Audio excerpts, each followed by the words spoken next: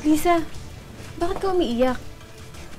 Oo nga. February 9, 2023, isang matinding revelasyon ang isiniwalat ng PWD na si Lisa sa kanyang mga kaibigan.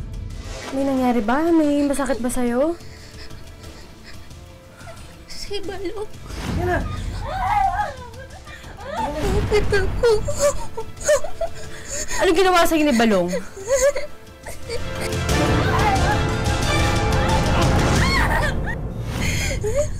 Niya ako eh. Pag-amin ni Lisa, ginahasa siya ng isang lalaki. Halos madurog ang puso ni Sally nang marinig ang nangyari sa anak. Tinanong ko po siya kung totoo po ba yung sinabi ng kaibigan niya na totoo po, inamin niya po sa akin. Agad nagsumbong sa mga pulis ang mag-inang Sally at Lisa. So there was a case of qualified rape because yung victim natin, she is suffering from this parang PWD siya considered because of cerebral palsy. Kahit ito ay 19 years old, so ang isip nito ay medyo mababa. So pang minor.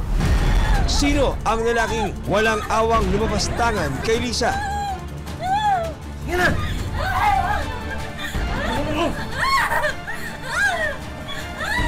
Huwag kang mahiway, sasaktan kita. Sige. Huwag kang mahiway.